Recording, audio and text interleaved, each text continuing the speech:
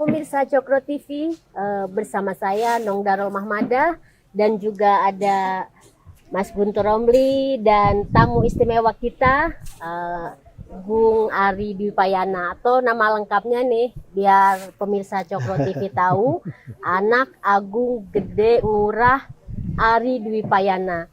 Yang kita tahu semua, beliau adalah koordinator staf khusus Presiden Republik Indonesia yang sekarang adalah Presiden Joko Widodo.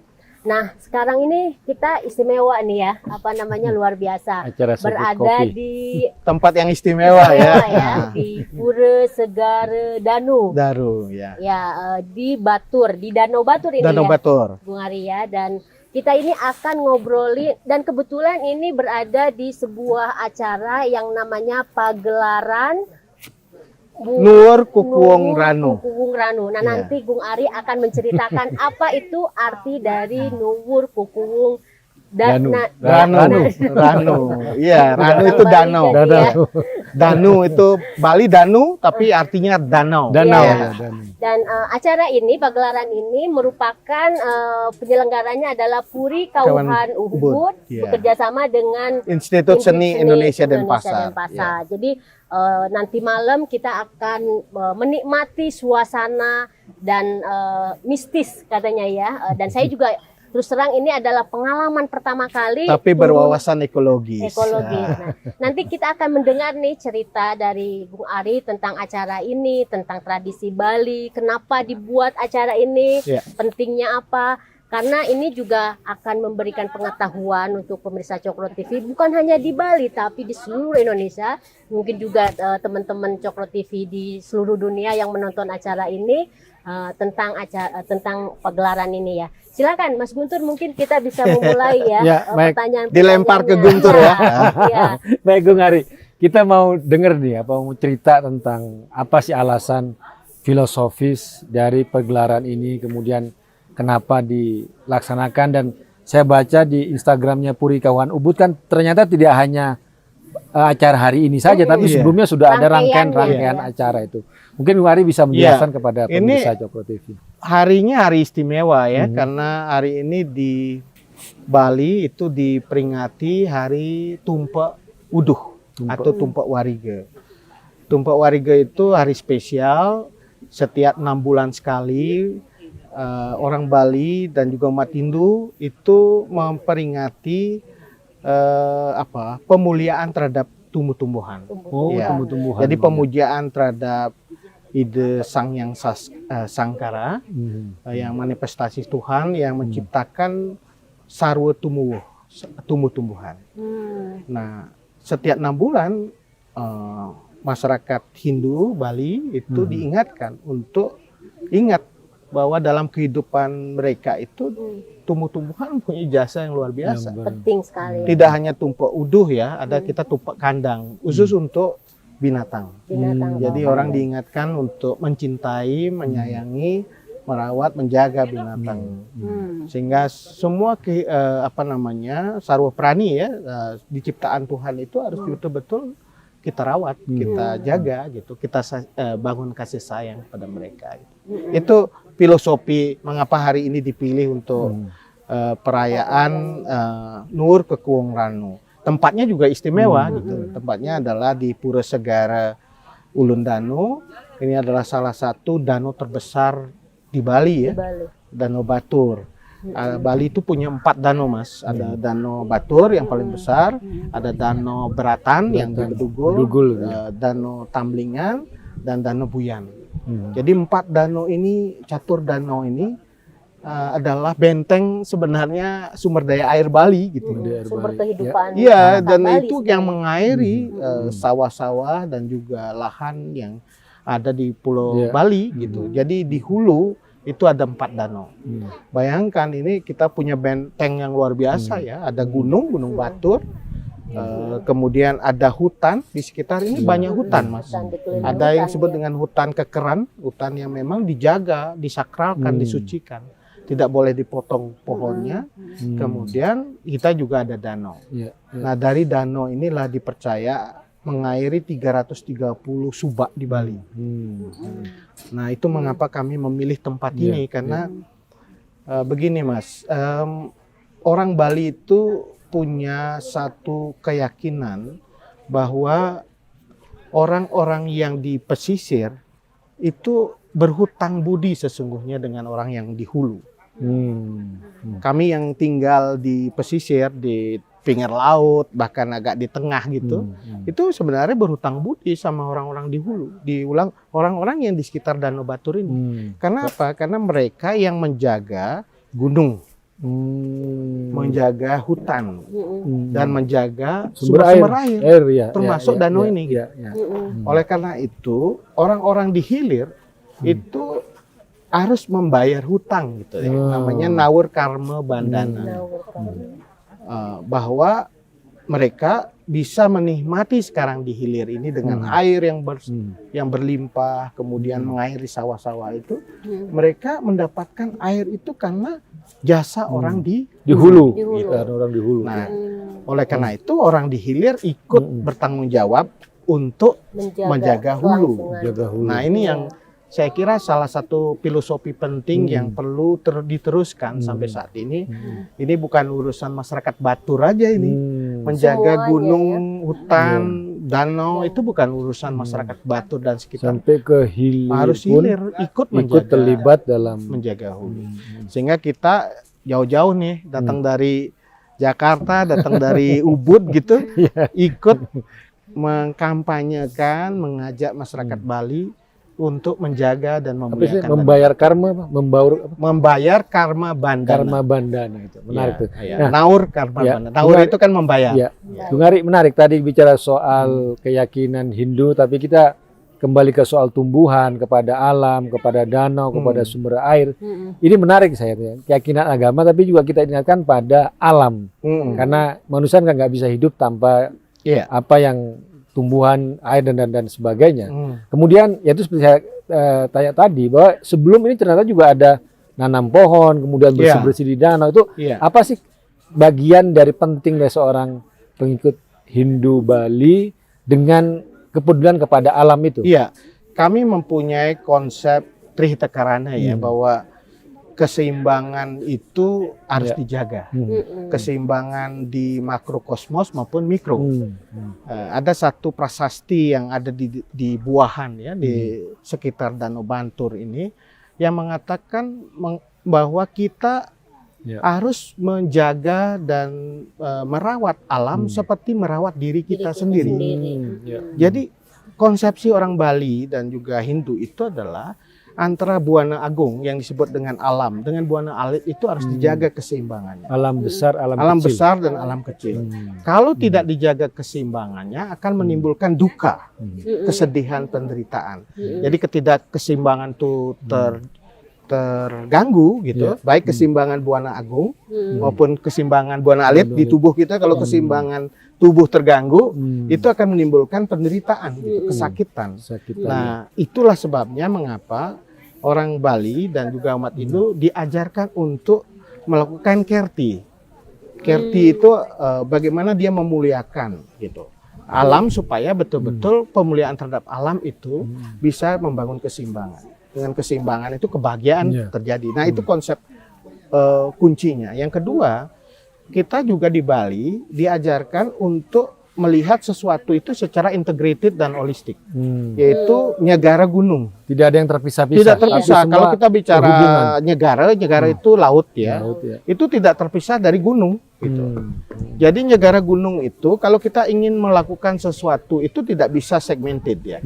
Kalau kita ingin memperkuat di hilir, di segara, gitu, harus juga memperkuat di gunung. Gitu. Nah, ini yang kemudian membuat kita membangun inisiatif bahwa gerakan pembangunan kesadaran dari hulu di gunung sampai ke samudra, ke hilir itu harus dilakukan. Jadi tidak ada istilah hidup nafsi-nafsi, sendiri-sendiri. Sendiri, ya. Nggak bisa, karena semua berhubungan. Yang di sini kalau ada bencana, di sini juga akan pasti kena. Kalau bencana di hilir karena hulu. Gitu. Hulu bisa menjadi masalah karena juga problem di hilir yang nggak selesai. Gitu. Itu yang jadi dasar bagi kita untuk membuat kegiatan yang sifatnya integrated holistik dari Apa hulu aja ke hilir. yang sudah dilakukan oleh Ya, Bung kami Ari di sini? hulu itu Ya. melakukan 4 hal ya. Ya. Satu adalah menanam pohon. Kami menanam sekitar 25.000 pohon. 25.000 pohon di Iya, hulu-hulu gunung di, dan di hulu itu adalah 15 desa Oh. di sekitar Danau Batur Danau ini, Batur, di sekitar 10.000, 15.000. 15.000. Kemudian 10.000 di hutan, taman wisata alam Bukit Payang. Kami tanam 10.000 pohon ya. Tadi pagi kami tanam pohon bodi yang besar 3 meter ya. Itu satu. Yang kedua, kami ingin menyelesaikan soal hulu itu soal sampah. Sampah. Jadi ya, sampah ini kan problemnya tidak hanya di hilir, di hulu. Iya, Gitu. iya. Penyelesaian sampah dan limbah perlu kita lakukan, dan itu kami bikin modelnya di Pura Ulun Danau, karena sampah pura itu ternyata besar juga. Di pura, di tempat ibadah ternyata harus betul-betul kita jaga ya. Kalau enggak kesuciannya kan hilang karena kotor, jorok begitu. Oleh karena itu kita harus menjaga tempat-tempat ibadah kita supaya betul-betul bersih dan suci. Nah, itu sampah perlu dikelola dan limbah juga terus dikelola di tempat ibadah. Ketiga, penyucian atau pembersihan sumber-sumber mata air. Kita ada 11 sumber mata air yang ada di Danau Batur ini yang perlu dibersihkan gitu. Nah, yang keempat, kita ingin dorong pelestarian Danau Batur ini. Karena Danau Batur ini ternyata dari hasil riset tercemar berat gitu. Itu dia ya. Iya. Tercemar Jadi oleh apa aja itu? Nah, ini mungkin kita harus lihat ya sumbernya, tetapi yang jelas sudah melewati baku mutu gitu. Jadi ini jadi persoalan bersama, gimana danau yang kita sucikan itu kemudian justru tercemar. Padahal Mujair Batur yang terkenal, kita Nah, mana? itu. Jadi kita kan harus lihat ya masalahnya di mana. Bisa saja ini sedimentasi, tetapi bisa jadi pencemaran karena limbah. Limbah. Semua sampah dan limbah ngalirnya ke danau. Iya. Sedangkan Danau Batur ini danau tertutup Iya. ya, karena kaldera dia tidak ada outflow-nya. gitu. Jadi tidak bisa ke laut. ya, udah kan? laut. Memang Jadi danau muter kalau di situ kalau aja kan. danau vulkanik, danau kaldera itu biasanya kalau outflow-nya tidak ada ya Dia ke dia di bawah. sini aja Iya. ke bawah Aja, ya. gitu. Iya, Ya, apa ngendak ke bawah Iya. gitu kan ininya. Nah, itu yang mengkhawatirkan kita bersama, bagaimana membuat Danau Batur itu betul-betul kita jaga. Gitu. Kita selamatkan supaya tidak tercemar lagi, sehingga menjadi kekuung lagi gitu. Kekuung itu Gembira. artinya kan indah gitu. Indah. Keindahan pelangi ya. Keindahan itu kan bisa rusak karena limbah, Limbah. karena sampah, karena kotor, jorok gitu. Kita harus jaga supaya dia menjadi kekuung lagi. Nah, hari ini melalui pendekatan budaya seni, karena kita tahu bahwa membangun kesadaran kan nggak mungkin muncul tiba-tiba. Iya. Iya. Harus ada pelan-pelan. seni ya, Iya. pendekatan dari rasa. Itulah sebabnya mengapa yang kita tampilkan adalah pentas seni Nur Kekuung Ranu yang bekerjasama dengan ISI dan Pasar. Kami juga mengundang beberapa pelukis ya, 7 pelukis untuk melukis. Jadi pameran lukisan juga ada ya. Melukis, Melukis merespon live live ya. painting gitu. Jadi dia Painting ya dia melukis langsung. Ya. Di sekarang ketika merespon tarian yang ada, sehingga ini sesuatu yang menarik secara peristiwa kebudayaan gitu. Jadi sebuah Jadi, peristiwa budaya. Sebagai seni pun ini juga berhubungan dengan tempat, kemudian event kesenian pun saling terkait. Iya, Terkait merespon, ya, sinergi, dengan merespon. melukis, Karena musik, kita tahu menarik, membangun kesadaran kan nggak bisa hanya dengan pendekatan saintifik, rasional, iya. tapi ada perlu Rasa, pendekatan rasa, Pendekatan menyentuh rasa. Iya. Nah, ini dimensi-dimensi ini yang kita ingin Iya. dorong untuk kita perkuat di dalam pendekatan ekologi. Karena kita juga ingin teman-teman di ISI yang sekarang bergerak di bidang lukis, tari, Gamelan, dan lain gamelan musik, itu ya. merespon problem-problem ekologi yang kita miliki, dan juga mengajak masyarakat melalui seni ini untuk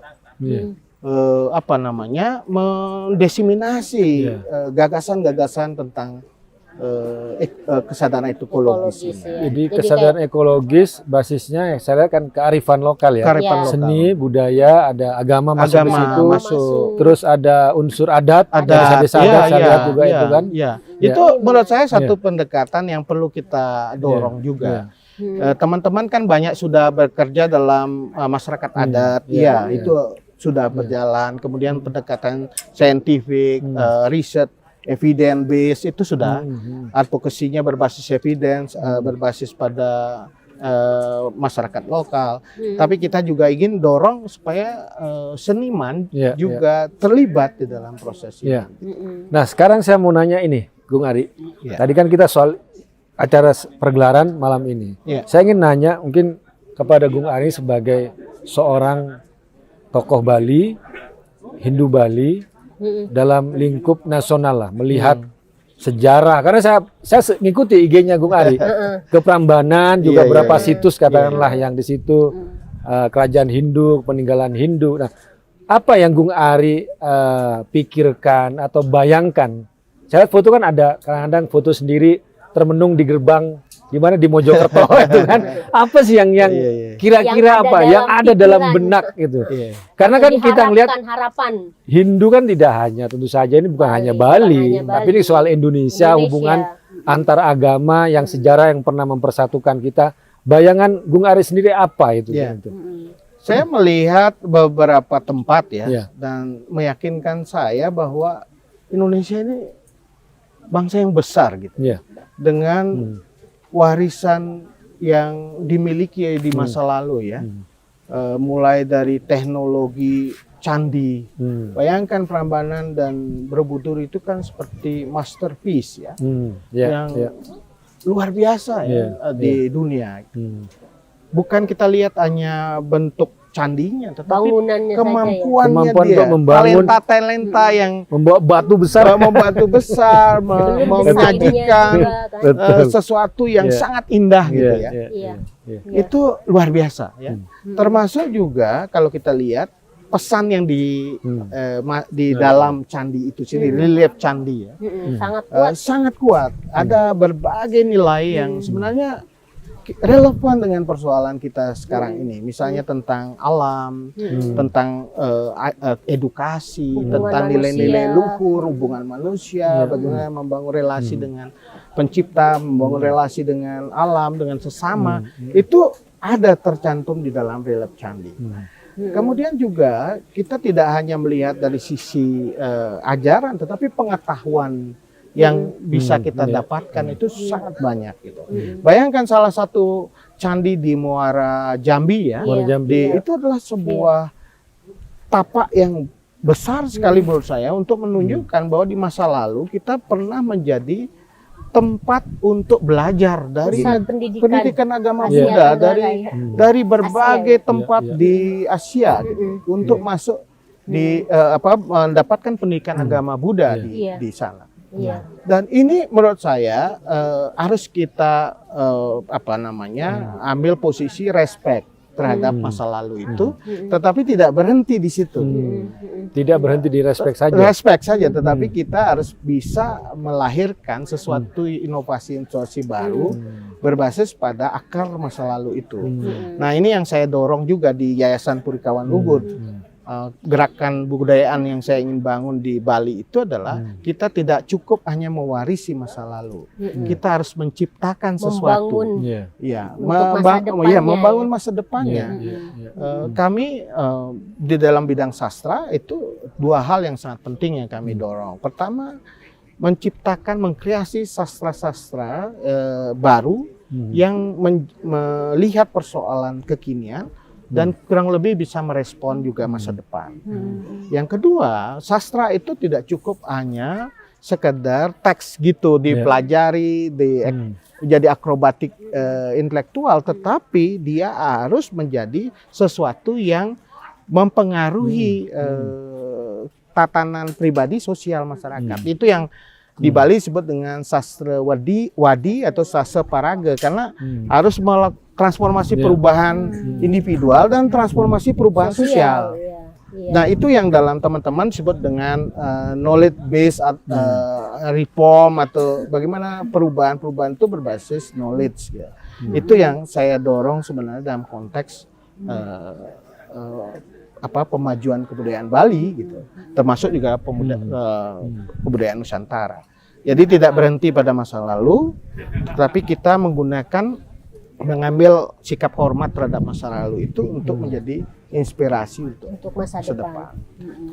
Tadi Gung Ari nyinggung soal ajaran Hindu yang menurut saya sangat inklusif. Hmm. Ketika bicara soal kepedulian terhadap alam, terhadap sumber air, terhadap pohon, tumbuhan, itu kan tidak hanya untuk orang umat Hindu saja, Iya. tapi untuk semua Betul. manusia itu kan. Terkait semuanya. Ini menarik saya menurut saya. Juga soal keharmonisan Ya, Trihita karana. Karana itu, Iya. hubungan antara Tuhan, manusia dan alam. Mm-mm. Atau apa kalau Iya. dalam ini mungkin bisa Iya, jelasin Bung Ari itu. Jadi saya melihat kan kalau konsepsi Islam kan hablu minallah hablu Hablu minannas, minannas, ya, kan betul. itu konsep yang Ya. sebenarnya bagus sekali sama dengan Trihita Karana. Kami punya tapak dara tidak cukup dengan ke atas, Ke atas, tapi saja. juga Kesam- Harus ke samping. iya. Nah, itu menurut saya satu konsepsi yang universal ya dimiliki ya, oleh ya. agama-agama Ya. bahwa di dalam wujud kita bakti, wujud kita takwa Ya, dalam- ya. kepada Tuhan yang Maha Esa itu harus juga dimanifestasikan kepada sikap kita kepada sesama dan alam. Mm-mm. Jangan sampai kita terlalu banyak ya ini kan ada juga kecenderungan mabuk agama ya Iya, seluruh Oh, ada juga nih. kecenderungan iya Di Hindu juga ada ya? semua ya Kira saya cuma di Islam aja. ya ruang agama menjadi ruang identitas Iya, iya, ekspresif iya. seolah-olah beragama beribadah bisa diperlihatkan dan itu iya, dianggap iya. gebiar gitu ya sebagai sesuatu yang dianggap sebagai sesuatu yang paling penting gitu. Iya, Padahal di tengah gebiarnya beragama, dimensi ketakwaan pada Tuhan itu harus juga terwujud dalam kehidupan hubungan kita dengan sesama dan alam. Sosial. Jadi kalau beragamanya bagus bukan hanya beragama secara Ritual gitu ya. tetapi beragama secara sosial. yang berdampak Beragama lah. berdampak pada alam. Kalau alamnya semakin bagus itu berarti kita sudah mewujudkan Iya. nilai agama. Ketika bersosialisasi, berinteraksi semakin bagus itu berarti itu adalah wujud dari beragama sebenarnya. Nah, bagian dari ibadah kan. Menarik, Ibadah. menarik. Dan itu saya tidak melihat dikotomi antara agama dengan adat dengan seni. Karena saya lihat Hindu itu seperti nafas. Iya. Ya tidak hanya misalnya kita mengkotakkan hanya ritual, tapi Iya. ketika ini masuk dalam seni, kemudian Iya. kepedulian terhadap alam. Ternyata kita misalnya Iya. di kerja sosial atau apalah, tapi itu semuanya juga ada panggilan. Iya. Karena itu Keimanan atau tersublimasi ke dalam satu ya. Ya. Mantra yantra tantra gitu dalam Hindu itu sangat apa namanya Holistik. terkonsolidasi ya artinya tersublimasi dalam satu jadi nggak bisa dipisahkan antara misalnya kita agama budaya seni, kan alam, sesungguhnya nggak bisa, ketika kita mengekspresikan agama sebagai dalam ruang-ruang pribadi maupun ruang-ruang sosial itu ada peristiwa kebudayaan gitu. Ada peristiwa kebudayaan, nggak mungkin ya cara kita beribadah, cara kita untuk melakukan ritual itu peristiwa kebudayaan dan di dalamnya interaksi dengan orang, dengan Iya. orang, dengan alam. Iya. Nah, kepedulian. misalnya di Bali itu upacara yang disebutnya yadnya itu ada dimensi-dimensi ke atasnya, tetapi juga ada dimensi alamnya. Karena semua upacara di Bali itu berbasiskan berunsurkan alam untuk upacara bahan upacaranya. Kalau Mas Guntur Iya, lihat iya. Banten ya, Ya, Banten Canang Sajanya gitu kan gitu ya. semua alam itu. Tetapi menak filosofisnya adalah alam ini kita persembahkan kepada Ide Sang Yang Widiwasa sebagai bentuk rasa bahwa kita melakukan apa namanya mencurahkan seluruh terima kasih kita bersyukur kepada Tuhan, tetapi sebenarnya dengan mempersembahkan bunga itu pada dasarnya kita harus juga merawat bunga Bunga itu itu sendiri, dan menjaga bisa- supaya iya. bunga itu bisa tumbuh berkembang. Termasuk pemilihan pura. Kalau saya lihat kan di Bali ini kan, kenapa itu lokasi pura kok selalu bagus? Iya. Pinggir danau, terus tinggi, ada Iya, sumber iya. air atau sungai. Emang itu ada hitungan atau gimana? Dan Bung Ari? memang para leluhur kita itu dalam pendirian pura itu ada ilmunya Iya, juga. Oh. canggih sekali. Ilmunya Canggihnya itu tidak sekedar Sekedar bangun aja. bangun aja, ada ilmunya, ilmu Lokasi, berkait dengan lokasi. Oh. Dulu pendirian candi pun begitu. Jadi ilmu pendirian candi. Jadi dilihat dari unsur tanahnya. Tempat yang subur dan banyak air itu adalah tempat yang banyak pendirian candi. Coba lihat Prambanan itu kan di pinggir sungai. Iya. Bahkan dulu sungai itu Sungai lewat Limbus, lewat Prambanan. Prambanan. Dan itu menunjukkan tempat-tempat khusus ya di mana air itu ada, sumber kehidupan itu ada di situ adalah pemujaan kita. Karena di situ bersyukur kita ada air dan kita mendapatkan karunia itu gitu loh.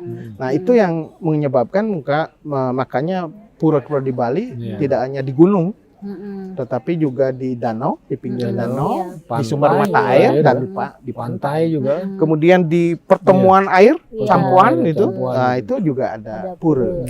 Karena kekuatan dan juga rasa teknik ilmu keilmuan itu yang penting untuk kita lihat lagi ya di masa lalu. Kenapa sih? Dan ketika membangun pun arsitektur itu dengan ilmu.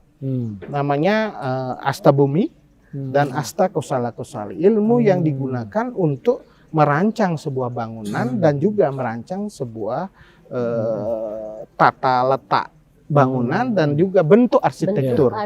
Dan semua ilmu kayak benar-benar dihitung gitu, diukur gitu ya. Ya, ilmu undagi namanya. Kalau di Bali kan namanya undagi, itu orang yang punya kemampuan untuk belajar tentang ilmu tata bumi, tata bangunan.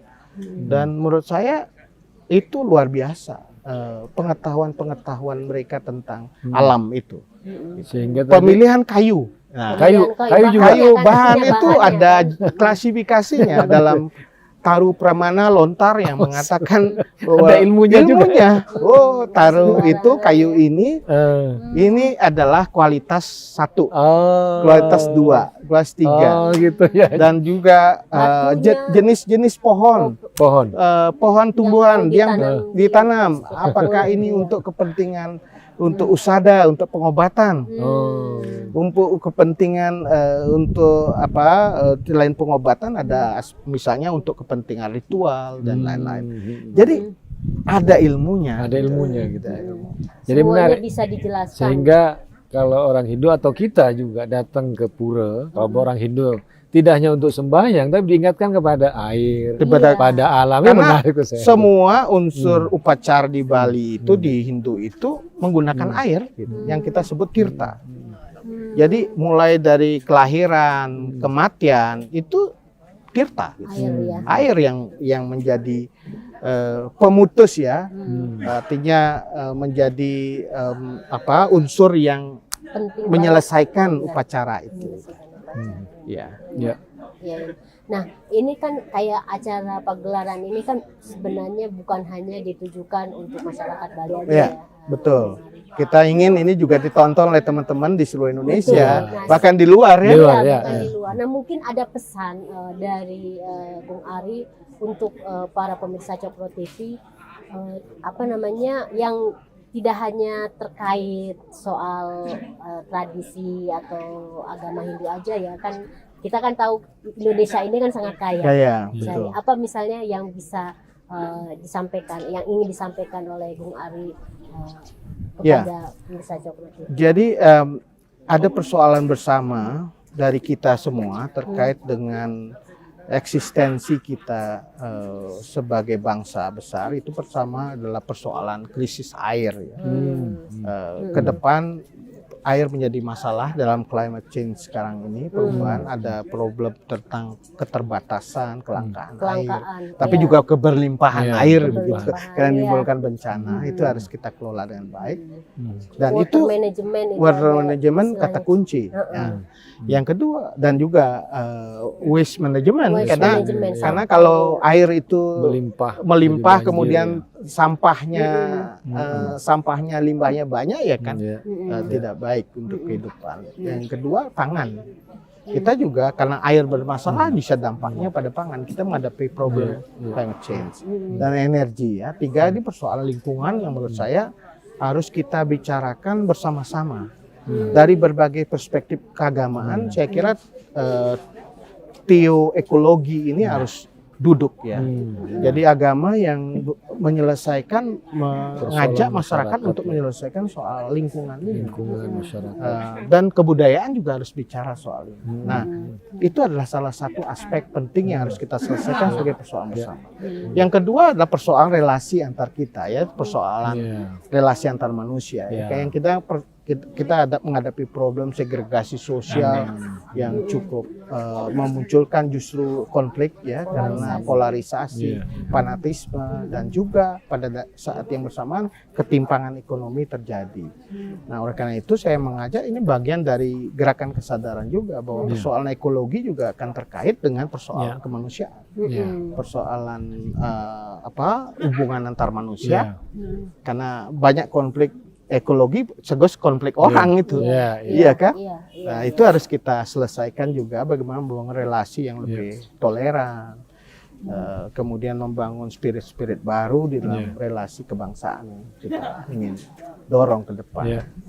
Saya kira itu yang ingin saya sampaikan, dan ini adalah salah satu langkah kecil aja, karena Sastra Saraswati Sewana yang gagas oleh Yayasan Purikawan Ubud itu tahun lalu temanya pandemi Kering Agung, dan setelah ini adalah kita akan dorong tema-tema yang menggugah kesadaran bersama.